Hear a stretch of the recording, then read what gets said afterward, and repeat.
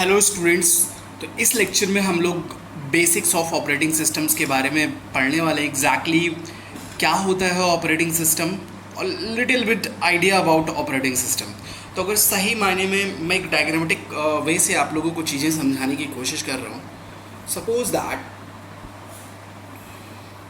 एक बात बताओ, जो आपका ऑपरेटिंग सिस्टम होता है वो एग्जैक्टली कहाँ स्टोर होता है। अगर आप लोग कभी भी नया सिस्टम परचेज करके लेके आते हो तो आप लोग देखते हो C drive, D drive, E drive में सी ड्राइव कुछ ऑक्यूपाइड होती है। तो सी ड्राइव, ई ड्राइव और एफ ड्राइव है, बाकी जो भी ड्राइव्स हो वो एग्जैक्टली हैं क्या? मेमोरी। क्या है? मेमोरी। वो सारा कुछ क्या है? मेमोरी है। इतनी बात समझ में आ रही है?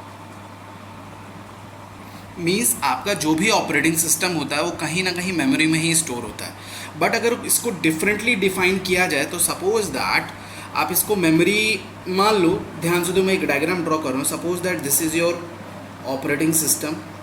अगर जैसे सपोज दैट आप जब यूज़र मीन्स आप और मैं, वो कहाँ होते हैं? टॉप पे होते हैं। आप यूज़र 1, यूज़र 2। तो अगर आप लोग ध्यान दो, जब भी आप लोग अपने सिस्टम या लैपटॉप को यूज़ करते हो तो एग्जैक्टली यूज़ क्या करते हो? यूज़र एप्लीकेशंस यूज़ करते हो। यूज़र एप्लीकेशंस यूज़ करते हो। User application is nothing is your softwares like web browser. अगर आपको नेट एक्सेस करना है तो आप लोग कौन सी एप्लीकेशन चलाते हो? यूज़र एप्लीकेशन चलाते हो। या फिर आप लोग एंटीवायरस आपका चलता है, या फिर सॉन्ग्स प्ले करते हो, मूवी चलाते हो, या फिर कोई और भी सॉफ्टवेयर्स। या जैसे मोबाइल के रिस्पेक्ट में अगर आप बात करो तो ऑपरेटिंग सिस्टम में आप लोग अपने मोबाइल को यूज़ करते हो, बट एग्जैक्टली यूज़ क्या करते हो? उसकी एप्लीकेशंस को यूज़ करते हो। तो एक बात दो, बट मुद्दा ये है कि इन एप्लीकेशन को चलने के लिए, यार इन एप्लीकेशन को चलाने के लिए जो रिस्पॉन्सिबल होता है वो होता है ऑपरेटिंग सिस्टम। एक सबसे इम्पॉर्टेंट पॉइंट बता रहा हूँ कि आपके कंप्यूटर में जितने भी सॉफ्टवेयर कहो या जितनी भी ऐप्स कहो, इन सबको चलने के लिए जिस चीज़ की ज़रूरत होती है वो होती है रैम। क्या चीज़ ज़रूरत होती है? रैम। अभी मैं यहाँ से मेमोरी हटा रहा हूँ, जस्ट वेट। सबसे इम्पॉर्टेंट जिस चीज़ की ज़रूरत होती है वो होती है रैम। अब ध्यान से सुनो। सपोज दैट आपने सॉफ्टवेयर है अपने सिस्टम में ऑन किया, वेब ब्राउज़र,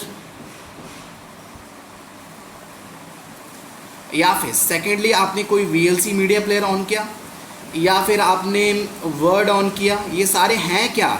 एक तरीके से सॉफ्टवेयर है। मतलब सभी को चलने के लिए रैम चाहिए। आपके पास जो रैम होती है वो लिमिटेड होती है। जैसे आपके सिस्टम में हो सकता है 2 GB रैम हो, 3 GB रैम हो, 4 GB रैम हो। इस 2 GB में से अगर वेब ब्राउज़र को चलाना है तो कुछ रैम इसको मिलेगी, कुछ रैम इसको मिलेगी, कुछ रैम इसको मिलेगी। तो एक तरीके से एक बात बताओ, जैसे मुझे पढ़ने के लिए, आपको पढ़ने के लिए किस चीज़ की ज़रूरत पड़ती है? बुक्स की ज़रूरत पड़ती है ना, या फिर टीचर्स की ज़रूरत पड़ती है। ऐसे ही हमें जीने के लिए किन चीज़ों की ज़रूरत पड़ती है? खाना, ऑक्सीजन, वाटर। तो एक बात बताओ, हमें जीने के लिए जिन चीज़ों की ज़रूरत पड़ती है वो हमारे लिए रिसोर्सेज की तरह काम कर रहे हैं। ऐसे हमें पढ़ने के लिए जिन चीज़ों की ज़रूरत पड़ रही है वो रिसोर्सेज के लिए काम कर रहे हैं। ऐसे इन सॉफ्टवेयर्स को चलने के लिए जो रैम है एक तरीके से वो क्या है? रिसोर्स है। क्या है? रिसोर्स। तो खास बात ये होती है कि ऑपरेटिंग सिस्टम ही एक ऐसा सॉफ्टवेयर या प्रोग्राम है जो ये डिसाइड करता है किसको कितनी रैम मिलनी है। मतलब whole sole responsible to allocate the RAM for these या दोज सॉफ्टवेयर और एप्स इज OS। एक ही बंदा रिस्पॉन्सिबल है, वो है OS। तो ध्यान से सुनना, यूज़र इंटरैक्ट करता है इन यूज़र एप्लीकेशन से only because of operating system. अगर आपके सिस्टम, पहले पॉइंट तो ये है कि अगर ऑपरेटिंग सिस्टम होगा नहीं तो आप ऐप्स इंस्टॉल नहीं कर सकते। अगर ऐप्स इंस्टॉल हो भी गई तो इन ऐप्स को चलाने के लिए जो रैम की ज़रूरत होती है वो भी कौन प्रोवाइड करता है? OS प्रोवाइड करता है। अब खास बात ये, रैम क्या है? मेमोरी। मेमोरी क्या है? हार्डवेयर, है ना। तो ये ऑलवेज रिमेंबर, हार्डवेयर यहाँ पर आपका ऑपरेटिंग सिस्टम के बैक साइड में रिप्रेजेंट कर रहा हूँ, हार्डवेयर। अब मेरी बात ध्यान से सुनो, हार्डवेयर आपका मेमोरी भी हो सकता है, क्योंकि कोई भी चीज़ को रन कराना सबसे पहले वो स्टोर कहाँ होती है? मेमोरी। मेमोरी मतलब रैम। RAM exactly hardware. उसके अलावा CPU की भी ज़रूरत हो सकती है भाई, किसी भी प्रोग्राम को एग्जीक्यूट कराने के लिए। तो operating system is responsible to allocate hardware and software kind of resources to your user application.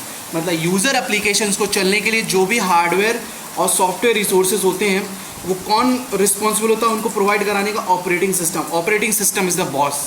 मतलब जो, इसलिए अगर सही मायने में डेफिनेशन देखा जाए तो आप यूज़र हो, आप एप्लीकेशन यूज़ कर रहे हो थ्रू किसके, ओएस के, और इन यूज़र एप्लीकेशन को जो रिसोर्सेज चाहिए मतलब हार्डवेयर सॉफ्टवेयर चाहिए चलने के लिए, वो कहाँ होता है, ओएस के पीछे होता है।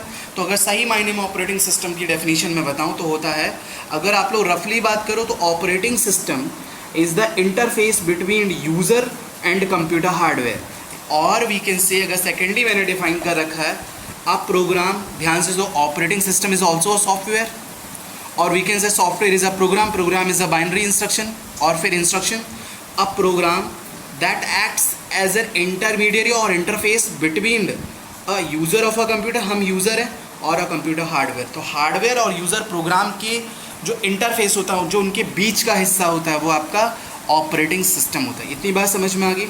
आई अगेन रिपीट, आप यूज़र हैं, अगर आपको कंप्यूटर यूज़ करना है तो कंप्यूटर को यूज़ करने का मतलब आप उसके अंदर की एप्लीकेशंस यूज़ कर रहे हो। Suppose that you want to write anything, so what you will open word software.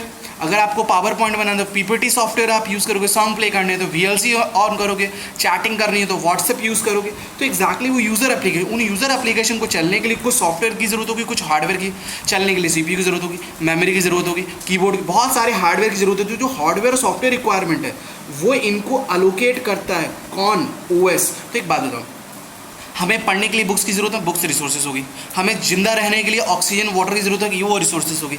ऐसे ही इन एप्लीकेशंस को चलने के जिस रिसोर्स की ज़रूरत वो क्या है, रैम। रैम क्या है, रिसोर्सेज। तो एक और चीज़ बता रहा हूँ कि operating system is also called as resource allocator. Operating system is also called as resource allocator. हमेशा ध्यान दो, जो रिसोर्सेज को यूज़र एप्लीकेशन को प्रोवाइड करे वो क्या है, रिसोर्स अलोकेटर। तो one definition is operating system is the interface between the computer user and computer hardware, and second definition is that operating system is also called as resource allocator. ठीक है, अब बात आती है कि भाई ऑपरेटिंग सिस्टम के गोल्स क्या हैं। गोल्स तो सबसे इंपॉर्टेंट गोल है वो है कन्वीनियंस, और जो सेकंड गोल है वो है आपका इफ़िशियंसी। कन्वीनियंस का मतलब होता है इजी टू यूज़। मतलब अगर आपको अपनी यूज़र की एप्लीकेशन को यूज़ करना है तो उन्हें ईजिली अगर आप यूज़ कर पाओगे तो only because of operating system. ठीक है, पहले कमांड लाइन होते थे, उनकी बात मैं अभी नहीं करूँगा। Second one is efficient. अगर आपका ओएस जितना लेटेस्ट आता है, जैसे एंड्रॉयड में आपकी काफ़ी चीज़ें अच्छी चली, तो एफिशिएंट भी गोल होता है। तो ऑपरेटिंग सिस्टम आपका ईजी टू यूज़ होना चाहिए और एफिशिएंट होना चाहिए।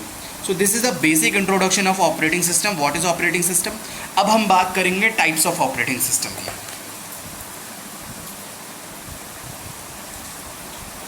टाइप्स ऑफ ऑपरेटिंग सिस्टम की, तो जो हम टाइप्स ऑफ ऑपरेटिंग सिस्टम पढ़ने वाले हैं वो हैं आपके, तो जो मैं आप लोगों को टाइप्स ऑफ ऑपरेटिंग सिस्टम के बारे में बता रहा हूँ, पहला है आपका batch operating system, second one is your multi programming operating system, third one is your multi tasking operating system, fourth one is your multi processor operating system, fifth one is your real time operating system, six one is your multi threaded operating system, seventh one is interactive system, eighth one is multi user. इसके अलावा भी operating system के types होते हैं, तो मैं धीरे धीरे इन ऑपरेटिंग सिस्टम्स के बारे में आप लोगों को जानकारी देने वाला हूँ। ओके, सो मैं नेक्स्ट लेक्चर में आप लोगों के ऑपरेटिंग सिस्टम्स शुरू करने वाला हूँ, टाइप्स ऑफ।